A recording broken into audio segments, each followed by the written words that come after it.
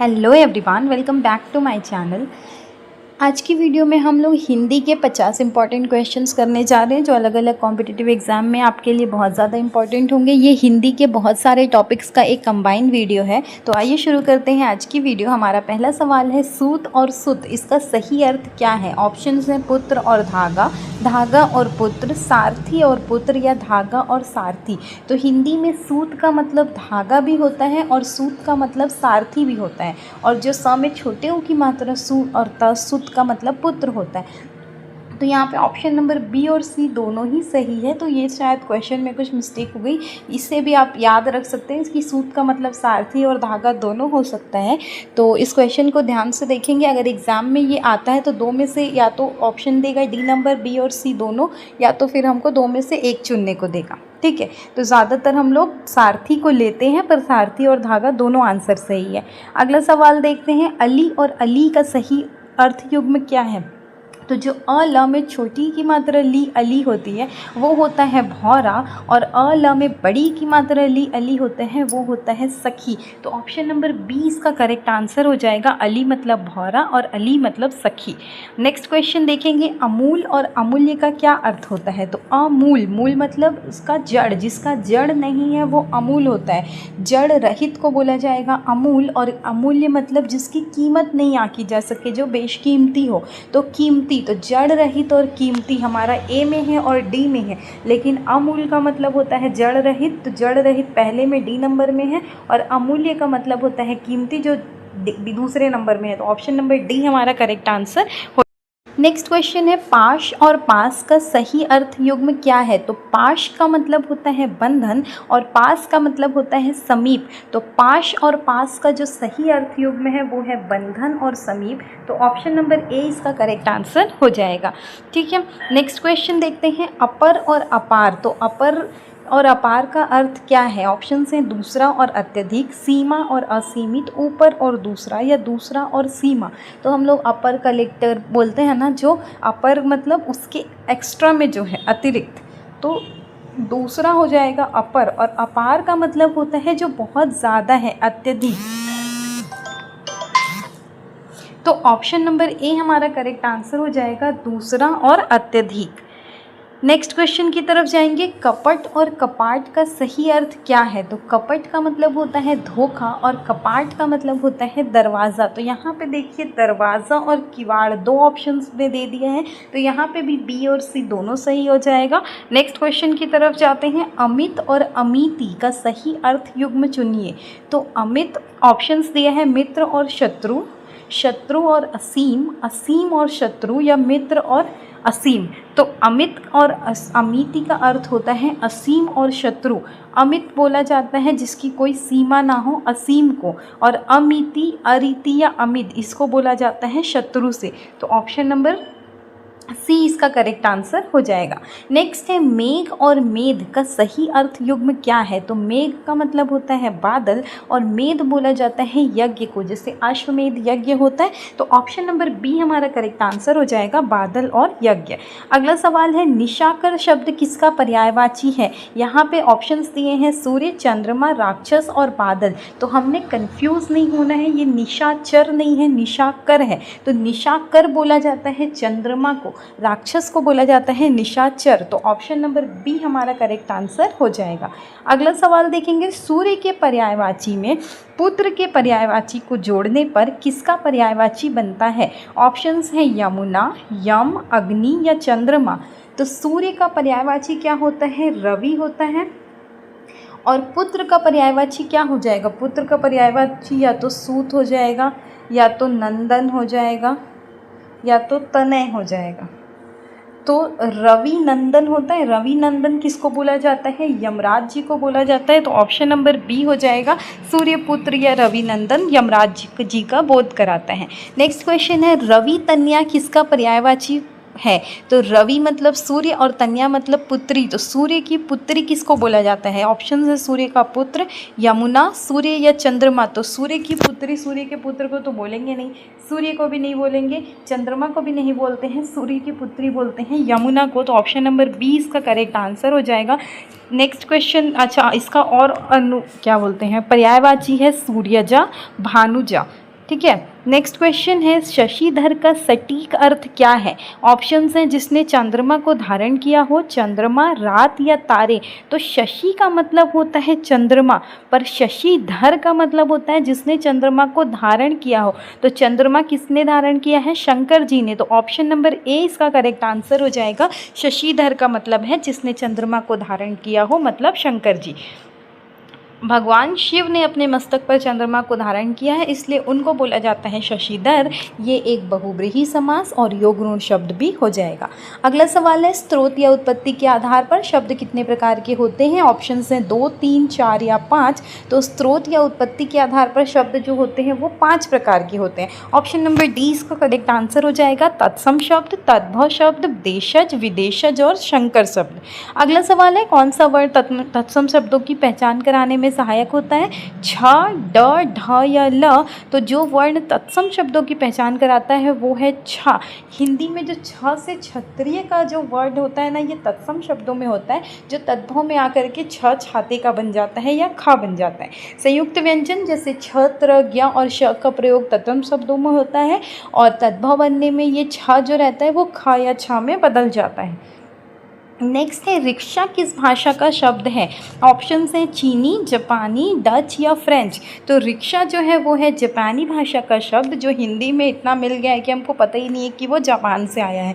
अगला सवाल है अलमारी किस भाषा का शब्द है। ऑप्शंस हैं पुर्तगाली, फारसी, अरबी या तुर्की। तो अलमारी जो है वो पुर्तगाली भाषा का शब्द है।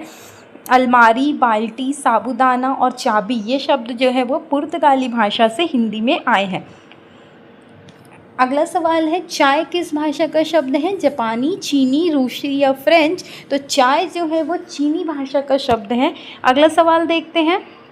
अच्छा, चाय और लीची ये दोनों चीनी भाषा के शब्द हैं। अगला सवाल है बम वर्षा किस प्रकार का शब्द है। तत्सम, तद्भव, संकर या देशज। तो देखिए बम और वर्षा दो शब्दों से मिलके बना है। जहाँ दो शब्द मिलते हैं अलग अलग भाषा के रहते हैं वो कौन सा शब्द होता है। संकर शब्द होता है। तो बम जो है वो अंग्रेज़ी भाषा का है और वर्षा जो है वो संस्कृत की है। ये दोनों मिल के बना रहे हैं बम वर्षा, जो संकर शब्द हैं। अगला सवाल है कौन सा शब्द फारसी भाषा का है। कुली, हिंदी, चाबी या रिक्शा। तो हिंदी शब्द जो है वो फारसी भाषा से लिया गया है। तो हिंदी खुद हिंदी नहीं है, हिंदी जो है वो फारस की लैंग्वेज है। तो ऑप्शन नंबर बी इसका करेक्ट आंसर हो जाएगा। कुली तुर्की है और चाबी जो है वो पुर्तगाली है। अगला सवाल है उर्दू किस भाषा का शब्द है। ऑप्शंस हैं अरबी, फारसी, तुर्की या उर्दू। तो उर्दू जो है वो जैसे हिंदी खुद हिंदी की नहीं है, वैसे उर्दू भी खुद उर्दू का नहीं है। उर्दू जो है वो तुर्की भाषा का शब्द है, जिसका अर्थ होता है शाही शिविर या खेमा। अगला सवाल है तिलक किस श्रेणी का शब्द है। तद्भव, तत्सम, देशज या विदेशज। तो तिलक जो है वो तत्सम शब्द है। ऑप्शन नंबर 20 का करेक्ट आंसर हो जाएगा। ये एक संस्कृत का शब्द है। अगला सवाल है अमूल्य का तद्भव रूप क्या होगा। अमोल, अमूल, अमूल्य या अमोला। तो अमूल्य जो है वो तत्सम शब्द है और इसका तद्भव रूप है अमोल, जैसे प्रेम अमोलक चीज़ है। अगला सवाल है लोटा शब्द किस श्रेणी में आता है। तत्सम, तद्भव, देशज या विदेशज। तो लोटा जो है वो देशज शब्द है, जो हमारे अलग अलग गांव की भाषा से आया है, क्षेत्रीय बोलियों से, और हमको पता नहीं है कि वो कौन सी जगह से आया है और वो मिलजुल गया है हिंदी में। लोटा, पगड़ी, खटाखट, डिबिया ये सब ऐसे शब्द हैं जिनकी उत्पत्ति का पता नहीं चलता और ये क्षेत्रीय बोलियों से आए हैं। अगला सवाल है कारतूस किस भाषा का शब्द है। फ्रेंच, पुर्तगाली, डच या तुर्की। तो कारतूस जो है वो फ्रेंच भाषा का शब्द है। कारतूस और कूपन ये दोनों फ्रेंच लैंग्वेज है। नेक्स्ट क्वेश्चन है ओष्ट ये शब्द किस प्रकार का है। तद्भव है, तत्सम है, देशज है या संकर है। तो ओष्ट जो है वो तत्सम शब्द है, जिसका तद्भव होता है होठ या होंठ। अगला सवाल है किस वर्ण के प्रयोग से शब्द के तत्सम होने की संभावना प्रबल हो जाती है। री, अ, ए या ब। तो जो तत्सम होने की संभावना प्रबल हो जाएगी वो है री, ऑप्शन नंबर ए। क्योंकि श्रृंगार, कृत, घृणा ये सब जो रहते हैं वो तत्सम होते हैं। ब वाले, त वाले तो तद्भव भी हो सकते हैं ना। अगला सवाल देखते हैं आल्पीन। आल्पीन किस भाषा का शब्द है। पुर्तगाली, तुर्की, जापानी या अरबी। तो आल्पीन जो है वो एक पुर्तगाली शब्द है। ऑप्शन नंबर ए इसका करेक्ट आंसर हो जाएगा। आल्पीन और गमला ये दोनों पुर्तगाली है। अगला सवाल है जिजीविषा, जिसका मतलब होता है जीने की इच्छा, इसका शुद्ध रूप क्या है? ऑप्शन नंबर ए, बी, सी या डी। तो जिजीविषा जो लिखा जाता है पहले ज में छोटी की मात्रा होती है, फिर ज में बड़ी की मात्रा होती है। तो ऑप्शन नंबर सी इसका करेक्ट आंसर हो जाएगा। बोलो। नेक्स्ट क्वेश्चन है अग्रगण्य का शुद्ध रूप कौन सा है? तो अग्रगण्य का शुद्ध रूप कौन सा हो जाएगा? देखिए 4 ऑप्शंस दिए गए हैं, इसमें जो ऑप्शन नंबर बी है इसका करेक्ट आंसर हो जाएगा अग्रगण्य। अगला सवाल देखते हैं व्यावहारिक शब्द की शुद्ध वर्तनी क्या है? तो हम बोलने में व्यवहार बोलते हैं, पर जब व्यावहारिक बोला जाता है तो ऑप्शन नंबर बी व्यावहारिक ऐसा लिखा जाता है, आधा व, फिर य में आ की मात्रा, फिर पूरा महा और र में छोटी की मात्रा, व्यावहारिक। नेक्स्ट क्वेश्चन है स्वाति नक्षत्र के लिए सही शब्द है? तो स्वाति जो रहता है आधा स, व में आ की मात्रा और त में छोटी की मात्रा। ऑप्शन नंबर सी इसका करेक्ट आंसर हो जाएगा। नेक्स्ट क्वेश्चन की तरफ जाते हैं रचयिता का शुद्ध रूप कौन सा है? तो हम बोलने में रचयिता बोल देते हैं, पर वो रचयिता नहीं होता है, रचयिता होता है। तो र, च, य में छोटी की मात्रा और त में आ की मात्रा, रचयिता होता है इसका शुद्ध रूप। ऑप्शन नंबर बी इसका करेक्ट आंसर हो जाएगा। नेक्स्ट क्वेश्चन की तरफ बढ़ेंगे उपर्युक्त का शुद्ध रूप कौन सा है? उपरोक्त, उपर्युक्त, उपर्युक्त या उपर्युक्त। तो उपर्युक्त जो लिखा जाता है ऑप्शन नंबर सी जैसा लिखा है वैसा लिखा जाता है। नेक्स्ट क्वेश्चन देखते हैं सन्यासी लिखने का सही तरीका क्या है? तो सन्यासी जो लिखा जाता है वो स में अंक की मात्रा और न में आधा न लिखा जाता है, सन्यासी। तो ऑप्शन नंबर बी जो है इसका करेक्ट आंसर हो जाएगा सन्यासी। नेक्स्ट अच्छा अंक की बिंदी और आधा न दोनों आते हैं इसमें। अगला सवाल है शुश्रूषा। शुश्रूषा का मतलब होता है सेवा करना। तो शुश्रूषा की शुद्ध वर्तनी कौन सी है? तो जब हम देखते हैं तो हम समझते हैं स सपेरा वाला होगा फिर श्र होगा, पर ऐसा नहीं है। शुश्रूषा जैसा लिखा हुआ है ऑप्शन नंबर आपका बी में शु, श्रु, स्र में बड़े ऊ की मात्रा और श सलजम में छोटे ऊ की मात्रा, वो होता है शुश्रूषा। नेक्स्ट क्वेश्चन है निश्चिष्ट।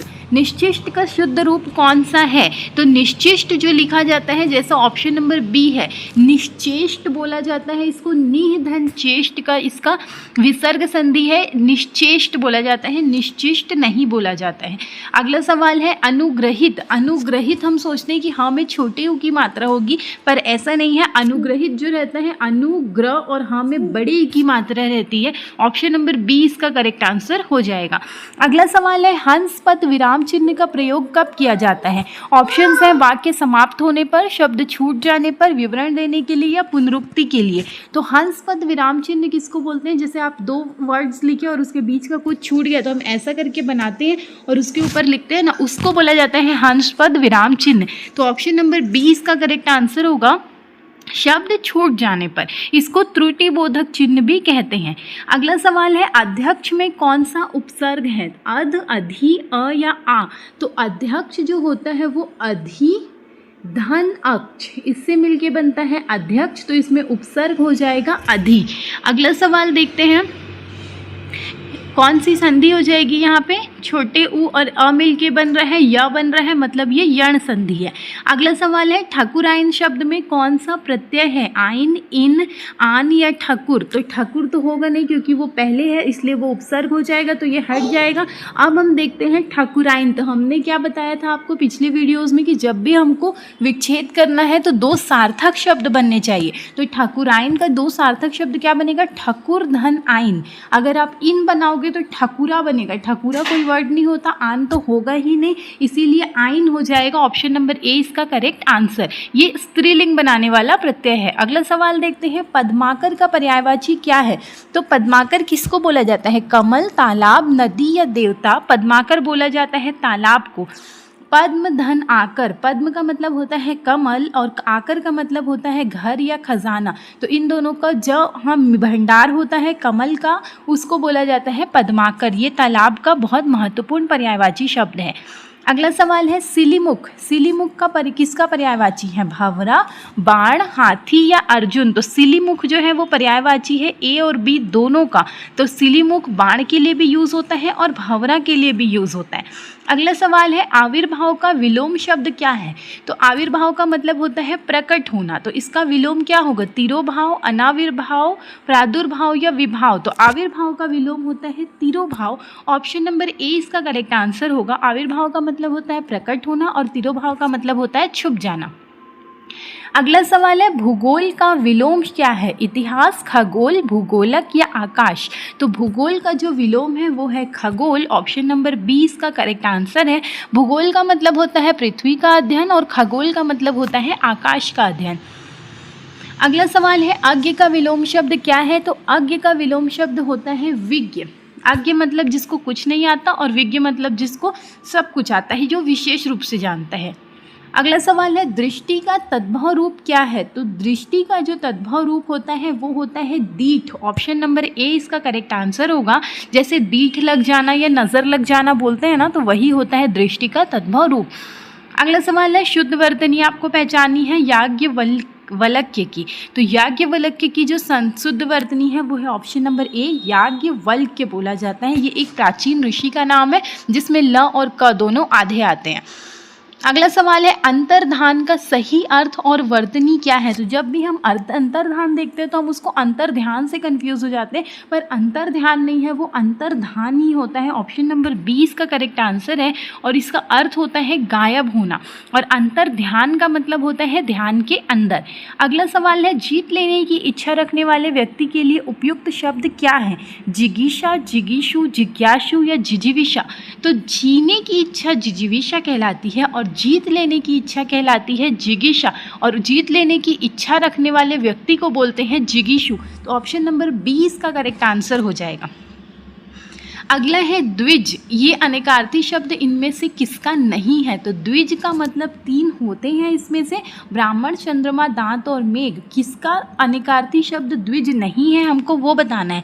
तो द्विज जो है वो मेघ का अनेकार्थी नहीं है। द्विज का मतलब होता है 2 बार जन्म लेने वाला। ब्राह्मण, पक्षी, चंद्रमा और दांत, इनको बोला जाता है द्विज, पर मेघ को द्विज नहीं बोला जाता। अगला सवाल है विकारी शब्दों की श्रेणी में इनमें से कौन सा विकल्प सही है।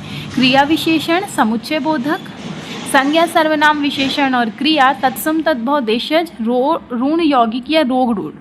तो विकारी बोला जाता है जो काल वचन के अनुसार, लिंग के अनुसार बदल जाते हैं, तो वो होते हैं संज्ञा, सर्वनाम, विशेषण और क्रिया। अगला सवाल है अंडे का शहजादा। इस मुहावरे का सही अर्थ क्या है। अनुभवी व्यक्ति, कमज़ोर व्यक्ति, अनुभवहीन व्यक्ति या चतुर व्यक्ति। तो अंडे का शहजादा बोला जाता है अनुभवहीन व्यक्ति को।